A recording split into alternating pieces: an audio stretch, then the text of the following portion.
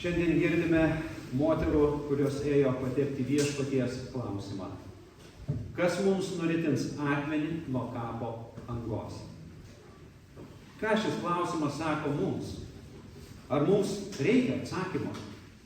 Juk būna gyvenime, kad iškeliame klausimus, į kuriuos nesitikime, nelaukiame, o kartais net bijome sulaukti atsakymo. Kas mums nuritins akmenį nuo kapo angos? Galbūt šiame klausime slypi daugiau nei iš pirmo žvilgsnio matome.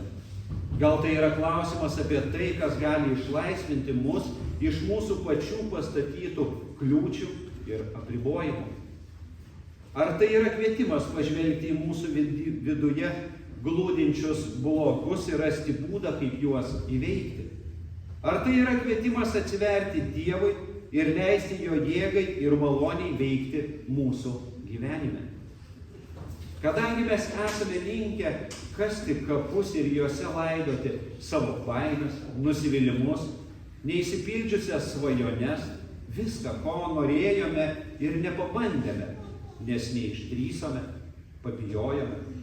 Todėl iškasame savo širdyse gilius kapus, užritiname juos didžiuliais akmenimis, kad niekas, net mes patys nedrumstume ramybės, bet ramybės nerandame.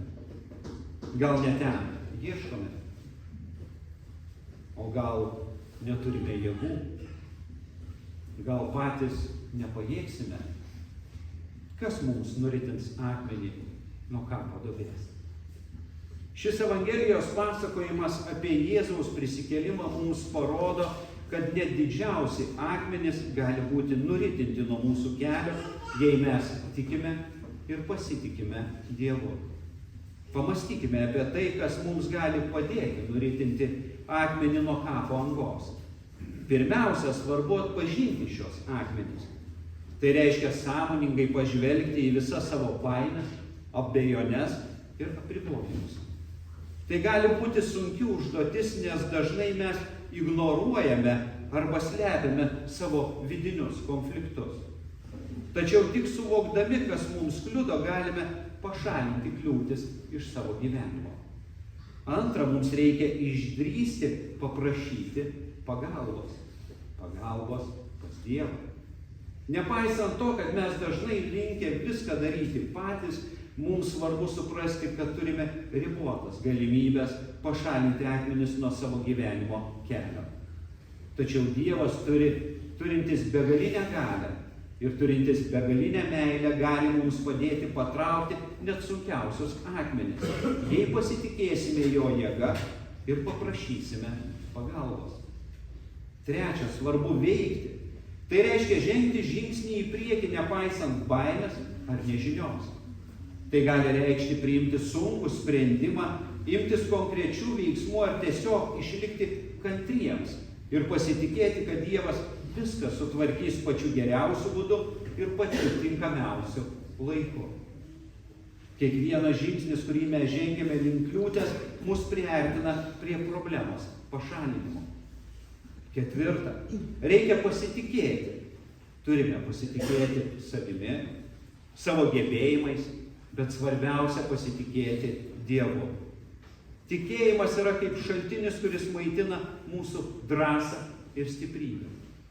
Tikėdami, kad Dievas gali veikti mūsų gyvenimuose, mes randame jėgų, kurios padeda mums įveikti bet kokias kliūtis. Galų gale svarbu prisiminti, kad mes nesame vieni.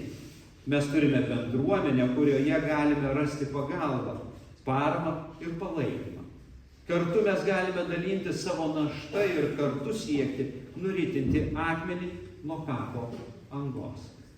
Mylimieji, kiekvienas iš mūsų turi savo akmenų, kuriuos reikia nuritinti. Atsisukti į šalia sėdinti ir pasakyti, reikia nuritinti tavo akmenį. Tai gali būti sunkus ir ilgas procesas. Bet tai yra būtina norint pasiekti laisvę ir pilnatvę gyvenime. Kas mums nuritins akmenį nuo kapo angos? Tegul šis klausimas skamba mūsų širdise kaip kvietimas atsiversti, pasitikėti ir veikti. Tik pasitikėdami ir veikdami mes patirsime tikrąją laisvę ir pilnatvę, kurią suteiks tikėjimas ir Dievo malonė.